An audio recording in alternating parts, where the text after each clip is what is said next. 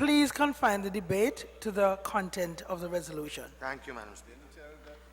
Madam Speaker, there's no necessity, absolutely none, for the Boundaries Commission to bring this report into this House today, in my humble view, Madam Speaker, where I call it blatant gerrymandering, Madam Speaker. Because I am saying, Madam Speaker, that to eliminate a constituency that have been there since 1951 and have been consistently returned to the Antigua Labour Party, a constituency that has over 3,100 registered voters in the last 2009 elections, and now probably nearly 4,000 registered voters, Madam Speaker. And we could not even get to register more than 2,800. And that's another matter, Madam Speaker, because that is also before the courts, Madam Speaker.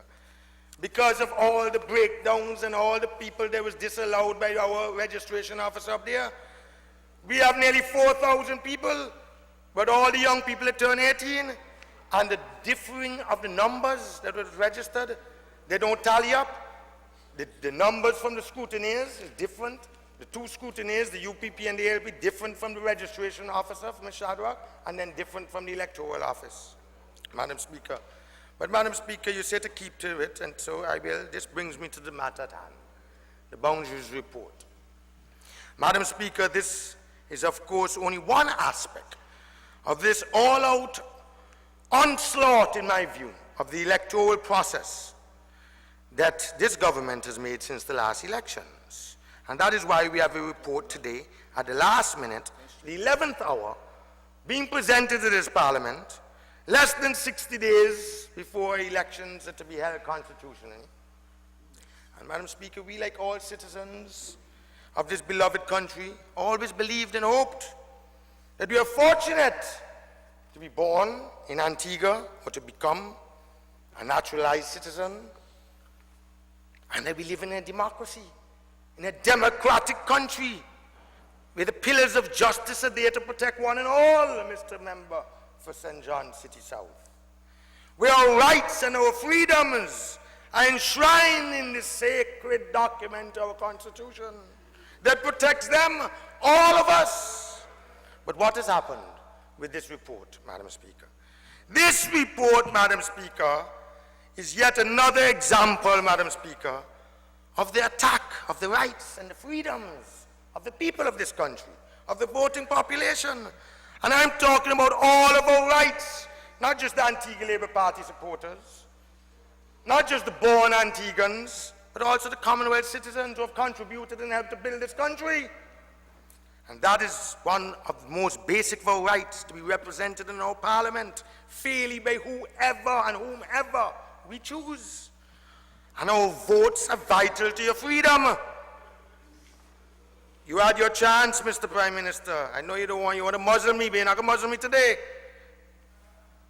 But they mean nothing in a vacuum, as the leader emeritus told you this morning. We don't operate in a vacuum. Because votes are counted. They're human beings. It is by constituencies, divisions of our country, made ensure that all of us have a fair and an equal say. And that means our constituencies must be fair, to have to be equal. They have to represent the areas in which we, the people, live our lives, not take up people and just place them and superimpose them in other areas. That can't be right, and that's what this report is doing.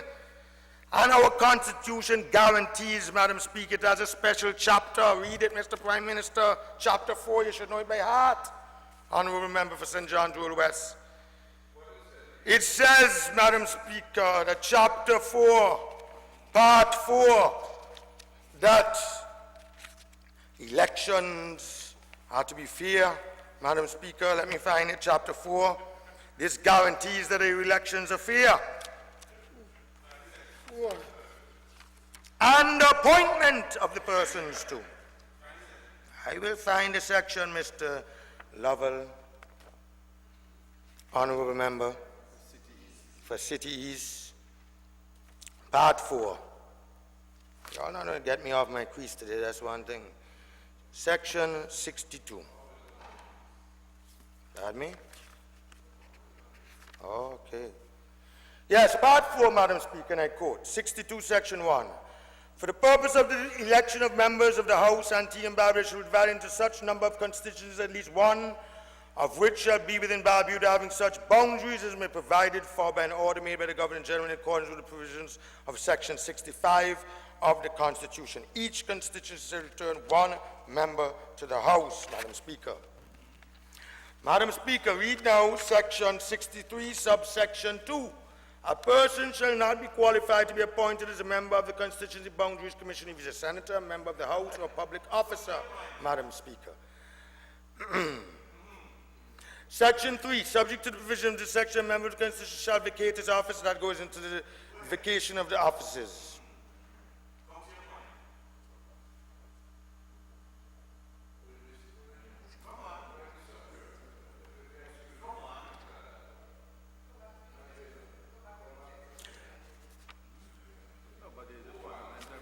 There's a fundamental principle, Madam Speaker, where there shall be a Constituencies Boundaries Commission for Antigua and Barbuda, Madam Speaker, section 63(1), Madam Speaker, where it speaks about the chairman, which will be appointed by the Governor General, acting in accordance with the Prime Minister. Then the Prime Minister has to consult with the Leader of the Opposition, 2 members appointed by the Governor General, acting in court. The point that I am making, Mr. Honourable Member for St. John City East, the reason why you cannot have persons that are senators, member of the House, public officers, it should also go on to say they should not have known party supporters like Clarence Crump or Jimmy Fuller on there, or ex-persons that ran for a political party. It should have impartial people. It doesn't say so, I'm saying so. But it stands to reason. It stands to reason, of course. You didn't do logic, and by deduction, you deduce it from that. Why should a senator not be appointed or a member of parliament, but you have a known party hacks or known or former persons who have run on a political party comprising the Boundaries Commission? But, Madam Speaker, this section has to be kept under review, and the Constitution provides for this. It provides for Constituencies and Boundaries Commission. And it must be fair.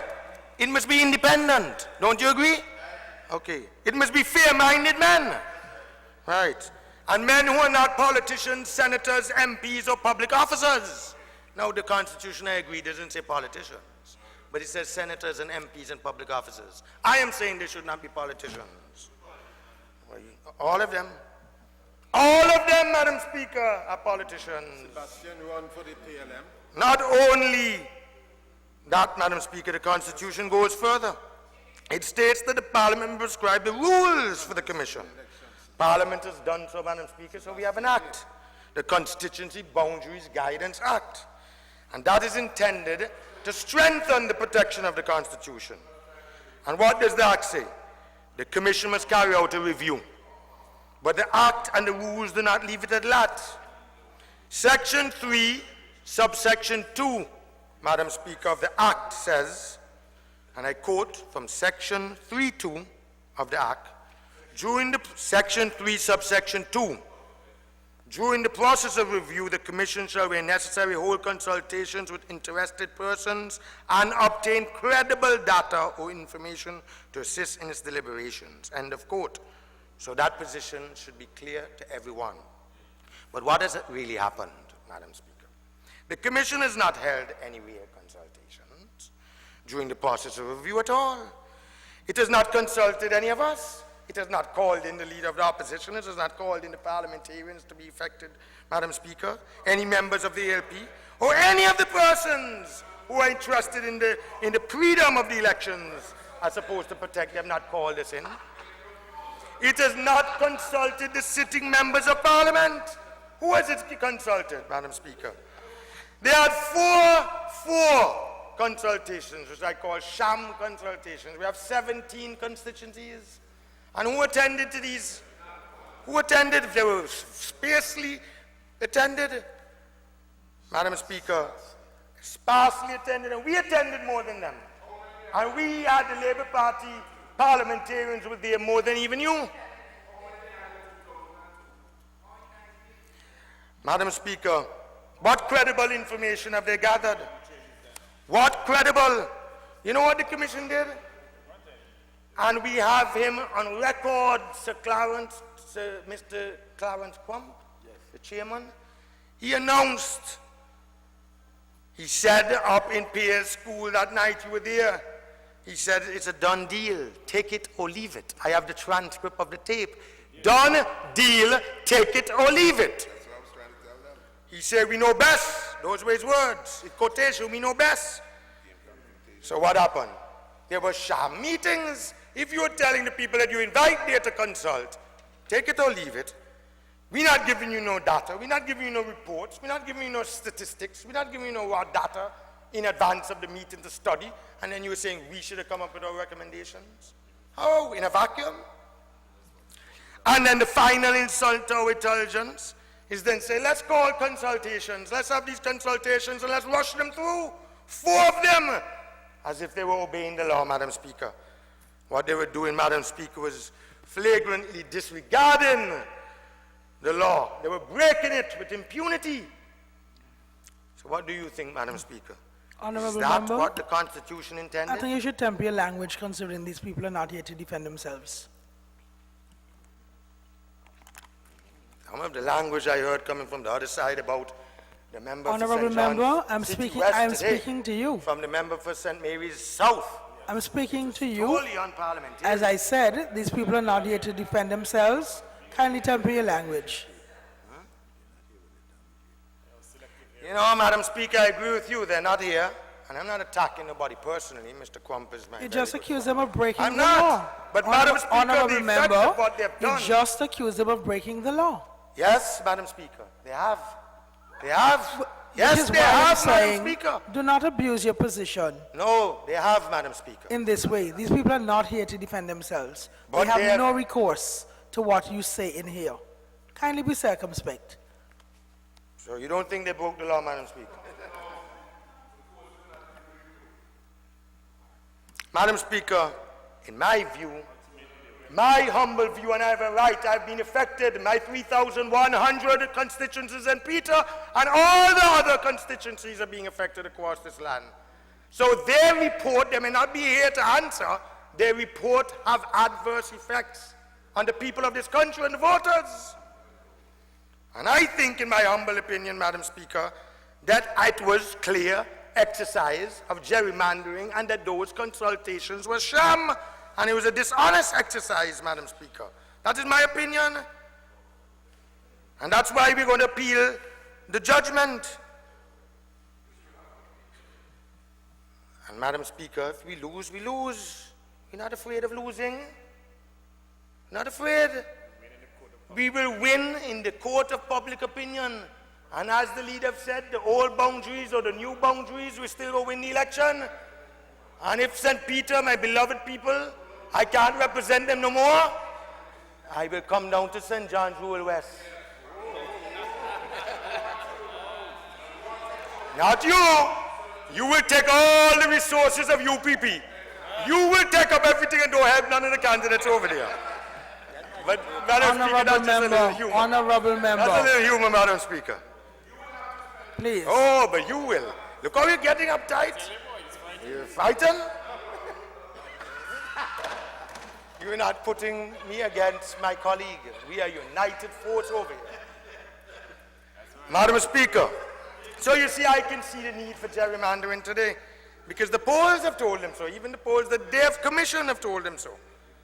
And they know, Madam Speaker, that Gaston Brown, the honourable member for St. John's Rural West, he's the preferable leader of this country right now. And all the polls that you have done and we have done show you that. And that's why this report is being placed here now. Because you know you cannot stand a chance in winning the elections on the existing boundaries. But Madam Speaker, let's go back to the matter at hand, because they're disturbing me. All boundaries commissions are made up, as we know, of 4 members, as directed by Section 63(1) of the Antigua and Barbuda Constitution. As I read, the Prime Minister recommends 3, including the chairman. The Leader of the Opposition appoints 1 member. Madam Speaker, the reality of the matter is that those appointments took place since February of 2012, nearly 3 years following the UPP's second term in office. But it appeared to me like this is a kind of afterthought, a last-minute strategy of desperation. Honorable Member, the Constitution provides a time in which this commission can be constituted. I know, Madam Speaker, and I'm going to come to But that. if you know, why are you saying I these am going to things? come to that, Madam Speaker. I will come to it. Madam Speaker, unless that I'm imputing improper motives or I am doing something outrageously wrong. It is outrageous to make a mockery of the But Madam Constitution. Speaker, you keep interrupting me. You're not part of the debate, Madam Speaker. No, You're supposed I'm be the here to moderator. interrupt you. I'm here to interrupt you and keep you in order. Oh, and tell me what to put in my debate. Not at all, but you are basely making accusations that in contravention of the Constitution. But I am going to come to that. Be not giving me a chance. You're going to come to what? The exact time frame that the Boundaries Commission has under the Constitution. But you won't even let me reach my point. You made your point. No, I'm not. The commencement of the work of the Boundaries Commission to create and submit a report started 4 years following the June 2008 submission of the previous Boundaries Report, Madam Speaker. And the appointment of the members of the Boundaries Commission can commence, and this is your point, and the point in the Constitution that you would not allow me to come, can commence at any time following the election of a government. But the Boundaries Commission report can be submitted no earlier than 2 years following the last report, or in this case, on June the 30th, 2010, or no later than 5 years following the previous report. That 5-year outer limit was on June the 30th, 2013. Am I correct, Madam Speaker? Oh. I'll answer for you. Are. Oh. Well, that's the point that you told me to come to. On Friday, Madam Speaker, when was the report submitted? The report was submitted on Friday, June the 28th, 2013. The Boundaries Commission, led by Clarence Crump, submitted his report 2 days short of the deadline. But they had 5 years. 5 years or 1,725 days to work on a report. But because the report cannot be submitted on a Sunday, and that Sunday happened to be, Madam Speaker, June the 30th, 2013, it was submitted on Friday, June the 28th. The very last day. Where's the fairness, Madam Speaker? Where's the justification to the electorate of this country and to the 17 candidates? 1,725 days they had to craft a report, and Clarence Crump submits a report on the 1,723rd day. And Madam Speaker, he was warned publicly, he was warned privately by the leader of the opposition that the report was going to be challenged in the courts. He had constructive knowledge, Madam Speaker. The commissioner appointed by the leader of the opposition told the entire world that what was taking place was unfair. Mr. Jimmy Fuller, Madam Speaker, he was appointed in 2012 by the honorable leader of the opposition then. Our leader emeritus as a member of the Boundaries Commission. With the greatest respect to you, my surrogate father, that was a terrible, terrible mistake in retrospect. Because he have sold you and the entire Labour Party out.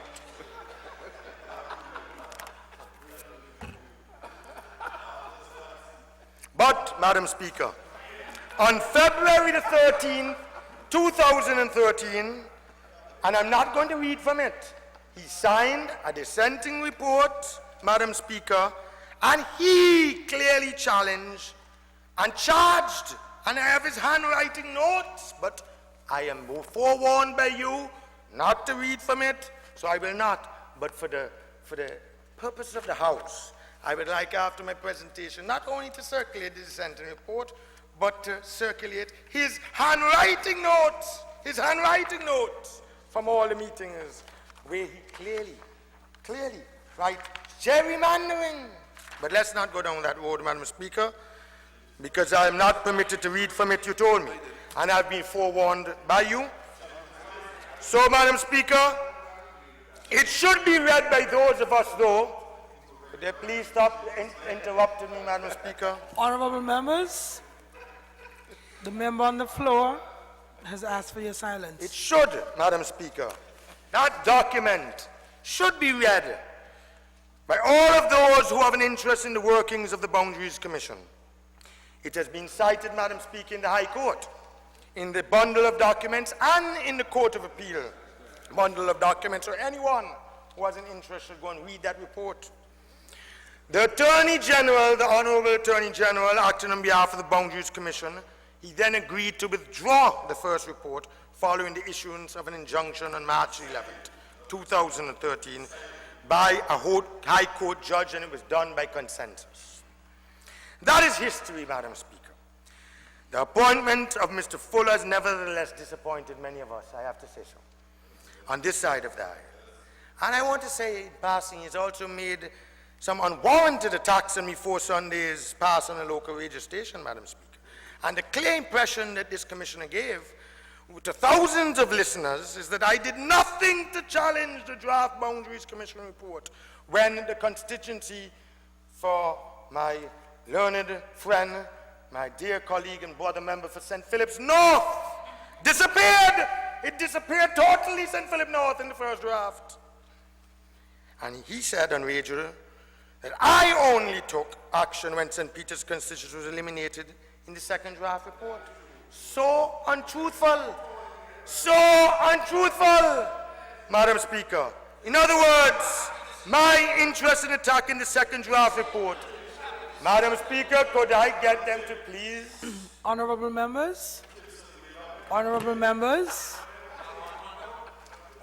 Madam Speaker, these people are imputing improper motives. You are telling me not to speak about the commissioners. They're telling me about tapes on the way, but your ears no hear. In other words, my interest in attacking the sex, don't worry, you're going back Dominica after the election. You're going to, but you made so much millions under the Labour Party, you don't need to go into back there. You, in your law firm, you made so much millions you could retire in the Soufre Hills. Oh, I will love to come. In other words, Madam Speaker, they're saying that my interest in attacking the second report was triggered only when my own personal position was triggered. Nonsense! Nonsense! Who brought Tony Astafan here? Who brought James Guthrie here? Who consented and who got the consent of the emeritus leader and the present leader and the other colleagues, all of us? We sat in the executive. What nonsense are you all saying? His assertions are blatantly untrue, Madam Speaker, and the Commissioner knew that.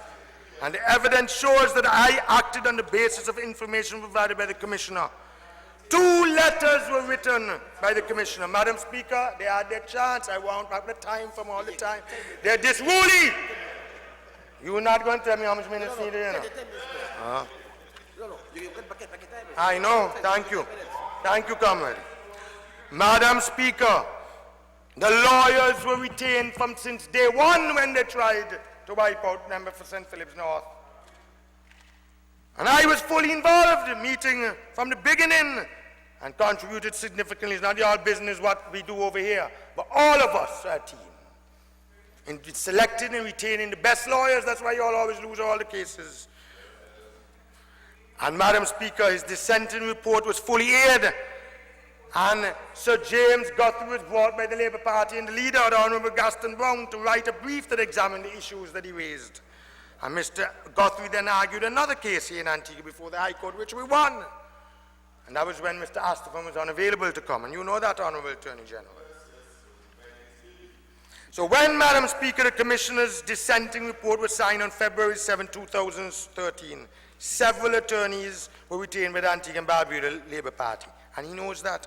And then the injunction of March 11, 2013 was also pursued vigorously before the attempt to eliminate St. Peter's. And all that was before the attempt to eliminate St. Peter's. All of that. Maybe.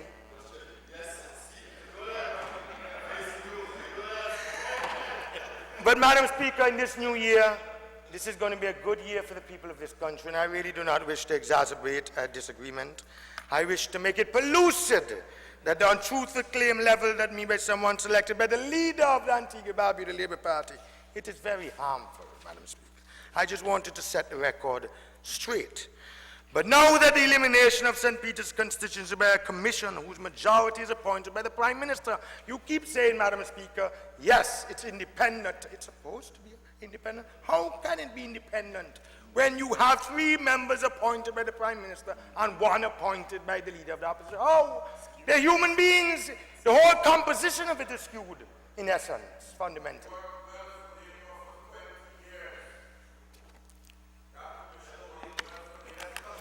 Or you open your mouth, you're going to get so much blow from the member for St. Mary's. And I want you to stop going around this country, honorable member, and imputing improper motives and say I'm financing your campaign. Hello.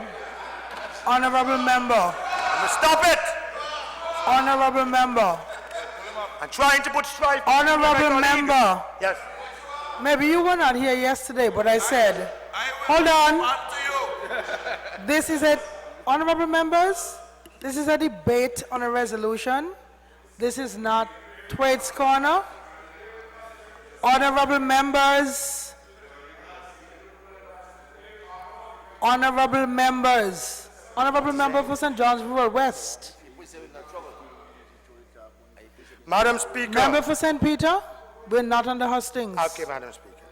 I respect your decision, Madam Speaker, but you must really stop it, ma'am. Madam Speaker, since 1951, there existed a constituency named St. Peter. Since 1951. You know what I'm saying? They have a check. I want to give you one too, because Melford can beat you too. It became a standalone constituency, Madam Speaker, 43 years ago, as I pointed out. St. Peter's remained loyal to the party that built the schools across this country, Madam Speaker. St. Peter's has remained loyal, the good people of St. Peter's that built the schools across this country, that transformed education under Vere Cornwall Bird by creating an education levy, that you all marched against Leicester Bird, 10,000 people you all put in the streets of St. John's, and now you all are taking credit for the education. St. Peter's constituency has been loyal, Madam Speaker, to fund all the scholarships at the tertiary level of education, that you can now be the chairman of that good board of education to send our young people away. St. Peter's constituency has always supported the party that created Antigua State College, the Abbot, the party that established the National Provident Fund, the forerunner to the Social Security, the 1977 Medical Benefits Board. Honorable member. Yes, Madam Speaker. I think you might be reversing into it, but you're certainly politically campaigning today. But they do that all day, Madam Speaker. Listen, no, don't tell me, All day I listen to them. Just stop. Confine the debate to the resolution before us. I will, Madam Speaker, but I have to big up my people. And my people in St. Peter's have been loyal. And you're not going to continue down that road.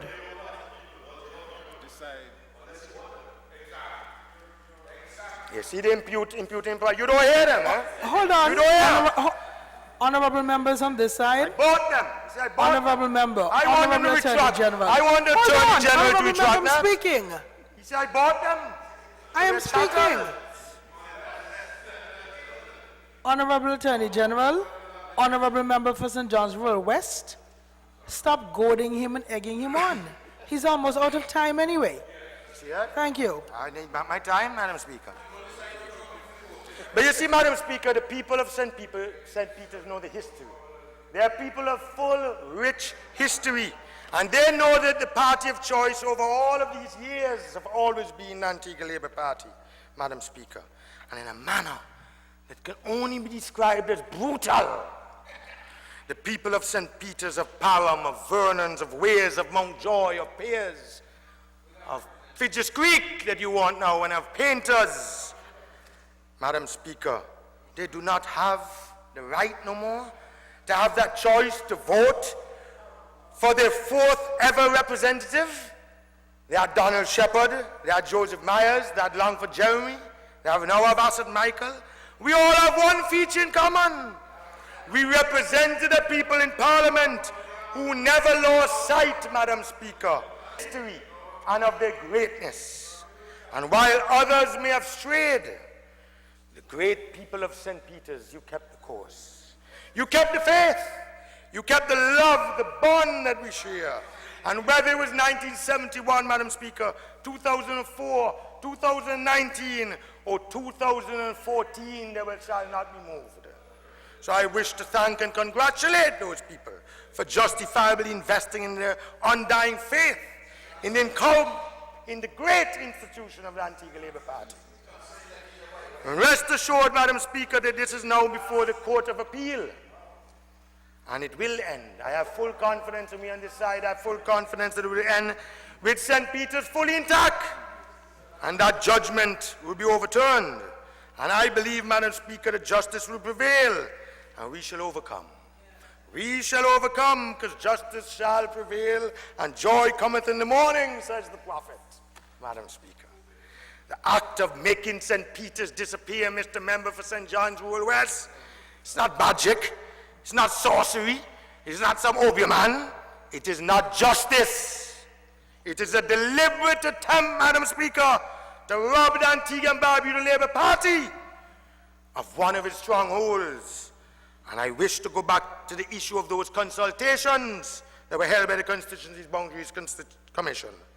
Because, Madam Speaker, early back in the month of November 2012, the Commission promised that consultations were to be held. That promise came after quite a lot of public agitation by us, the opposition, and letters that the leader of the opposition had to write to them.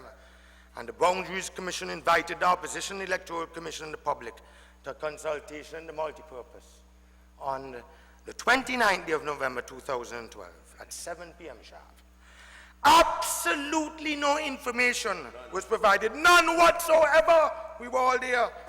To any person, whether prior to the meeting or at this meeting, Madam Speaker. And the leaders of the Antigua Labour Party attended this meeting, nearly all of us. There were also present elected representatives and candidates of the United Progressive Party. Several members of the Antigua and Barbuda Electoral Commission attended, and very, very few members of the public attended that meeting. And what happened?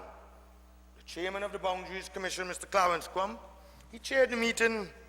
He indicated the Commission was holding this meeting, Madam Speaker, to invite recommendations from the persons present. That's right. How absurd is that? He wanted attendees to share with him what changes should be made by the existing constituency boundaries without sharing any, not one scintilla of information whatsoever was provided to any of us by Mr. Crump, to anyone present. Do you know what happened, Madam Speaker?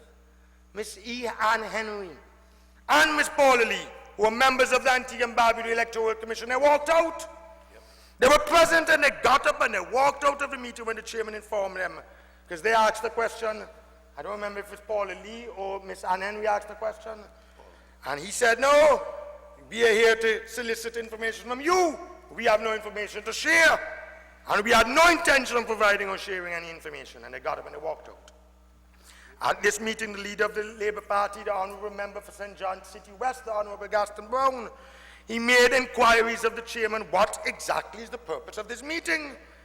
Mr. Crump again reiterated, Madam Speaker, that the Commission was not there to share any information or to have any discussion concerning any proposed recommendations to alter the boundaries. He said the Commission wanted to hear from the persons present as to their proposed recommendations.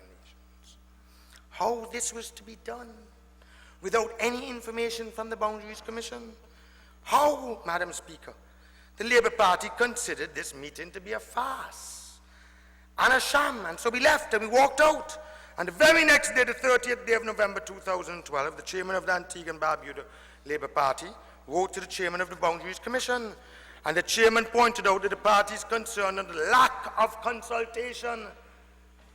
All before we went back to court, we pointed out the lack of consultation and the failure to disclose the Commission's proposed recommendations, if any. 2 months later, Madam Speaker, the Boundaries Commission prepared an undated draft original report issued on or about the 5th day of February 2013, and it's undated. One commissioner, I'm not going to call his name, indicated by way of his own report that Mr. Crump was determined to draw the boundaries first, and then and only then decide on how many people were to be moved into the new constituencies. And this is in the minutes in his own handwriting. The record shows that this was his conclusion during the Commission's meetings on May the 24th and June the 21st, 2012. The boundaries were determined by Mr. Crump by taking members for a drive in his vehicle. And this method of determining the proposed boundaries of driving around the country in a car, Madam Speaker, was further established by the minutes. This is not Asot Michael getting up here and saying so. By the very minutes of the Commission's meeting held on the 24th of January 2013. So, Madam Speaker, the proposed realignment of the boundaries was made without any population data at that time, or demographics, or the existing constituencies.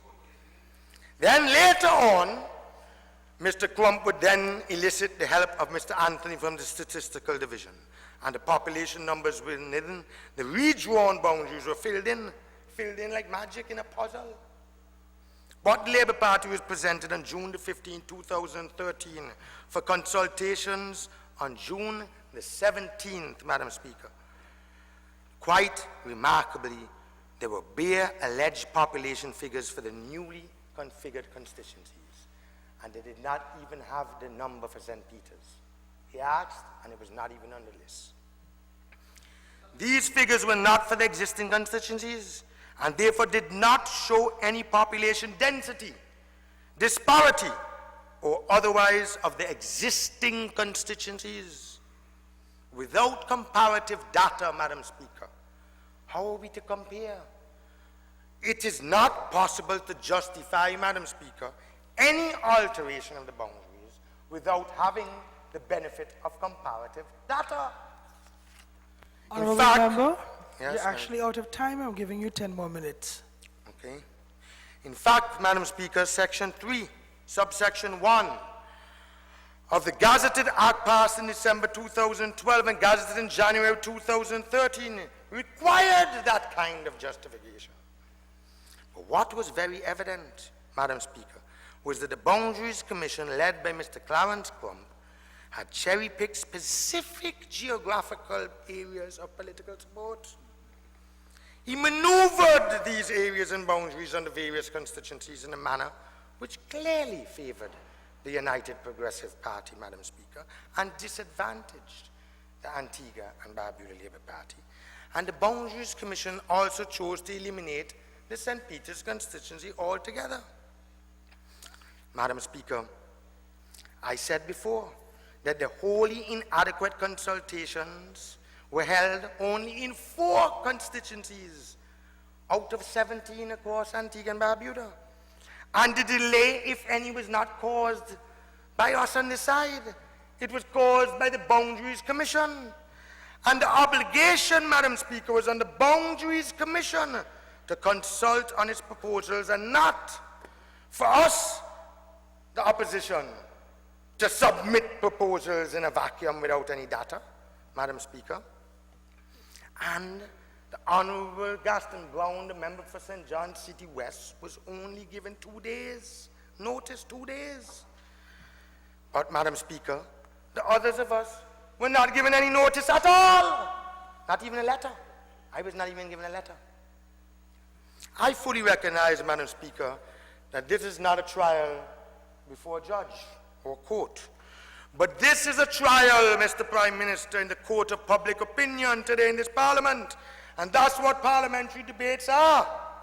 They're just that. They're moments afforded to parliamentarians, Madam Speaker. And that's why you must give us a little latitude to make our case before the general public. The broadcast to the public is for that reason. That's why it's broadcasted on ABS television and on radio. Arguments in the Court of Laws, we all know, Madam Speaker, they're not broadcasted, and only those who can attend or who want to attend can hear the arguments that are proffered by the different legal counsel. But, Madam Speaker, the Boundaries Commission, in my humble view, their behavior, I have to say that I think although Justice Cutter's ruled and we're appealing it, I think it was unlawful. I think it was unfair. I think it was irrational. Honorable member, Yes. just leave that alone. Okay, Madam Speaker, the appeals court is going to shortly hear the matter. So that's the decision for the February the 14th. But I believe that this debate, as the member for St. Mary's North and the member for St. John's Rural East, our leader emeritus said today, should really not take place, Mr. Prime Minister, before the Court of Appeal had actually had a chance to rule. It is really very inappropriate, in my view, to have a debate while the decision is pending. But that is the way in which this Parliament has chosen to operate. But, Madam Speaker, in concluding, I will not take up no more time, although they have taken so much time from me. I'm saying to erase St. Peter's is to inflict a wrong on the people of St. Peter's and on Antigua and Barbuda. Since 2004, I've contested in each general election in this country, Madam Speaker, and I've continuously and overwhelmingly been duly elected and returned as the representative of St. Peter. In fact, in the general election of March 12, 2009, I won 63.1% of the votes cast, or 1,588 of 2,516 votes that were cast. And if elections were held today, Madam Speaker, I'm very confident that I would again be returned, winning by excess of 65% of the vote. But, Madam Speaker, it's not just about St. Peter's. As I started out, this is not just about Gaston Brown or Baldwin Spencer or Lester Bird or Robin Ewart or Asot Michael or more. Madam Speaker, the wrong that has been inflicted or is going to be inflicted on the people of Antigua and Barbuda, and also on the people of St. Mary's, the people of St. John's Rural East, the people of St. John's Rural South, That's right. and also of St. Peter is not going to stand.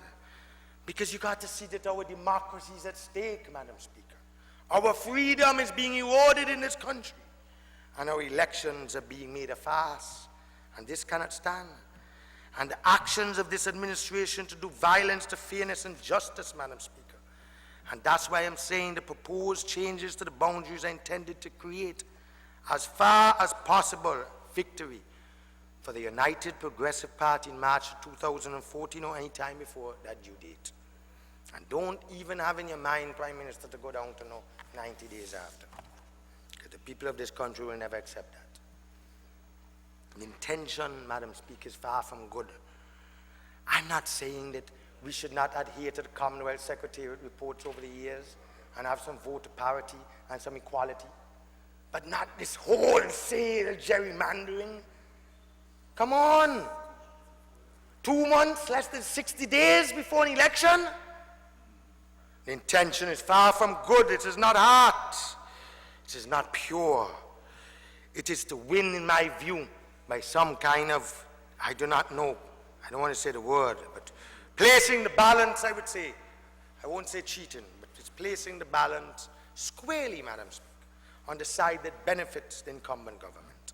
10 on that side, and although, Madam Speaker, quite a few of those on that side, they're not happy with it, but they're fearful of being victimized, Madam Speaker. And the 10, the eyes will always have it. But the people of Antigua and Barbuda witnessing this gross injustice, they will reject those who dare to make a mockery of the democracy, Madam Speaker, because time will tell. Because Mr. Clarence Crump met me personally and said to me, this was before the second report, what do you have to worry about? St. Peter's is intact. Is Robin taken out? St. Philip's not. What are you worried about? And then there was a 360-degree fast. But I just want to say in concluding, Madam Speaker, rest assured, Mr. Prime Minister, that the voters of this country, other than your own party base, which you have lost so many of them, especially the youth, they are going to punish you at the next general election. You know why, Madam Speaker? Political history has always shown that whenever a political party seeks to undermine that very fabric that holds a society together, the electoral process that's so important to a small society, to assist that administration retaining power at all and any cost by using political and electoral, I would call them hacks and chicanery, that, Madam Speaker, they will invariably be punished. That is uncalled by for, the honourable electorate. member. Thank you Really very uncalled much, for. Madam Speaker. And you will note that again I allowed you to read most of your speech.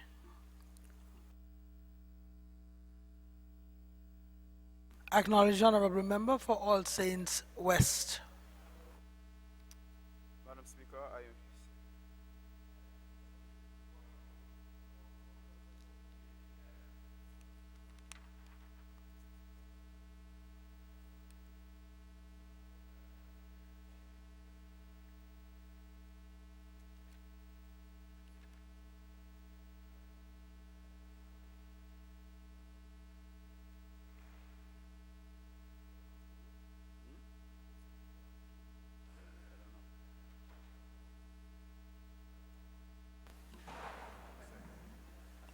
Honourable member, you can continue. Speaker, I stand to make my contribution to the Constituencies Boundaries Commission 2012.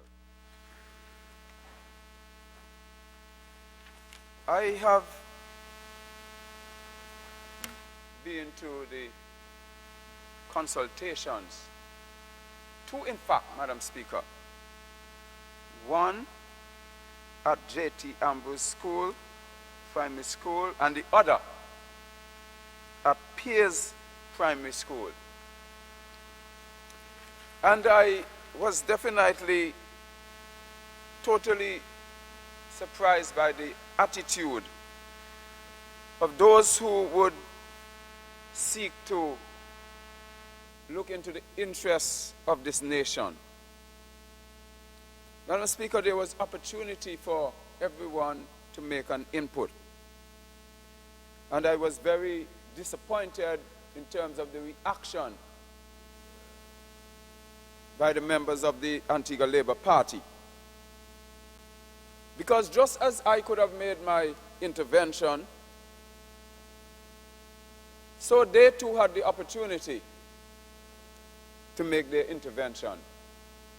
Having claimed that there was no consultation and there was no participation, they had an opportunity. And I must say I was very disheartened when I observed that a large contingent of the Antigua Labour Party appeared at the Piers School, made a confusion and mockery of the whole process.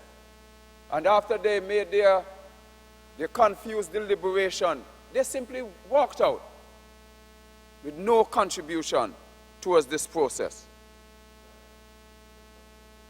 So I don't, you know, it's such a paradoxical appearance here, because on the one hand, they're giving consent to the debate, but all I'm hearing from the other side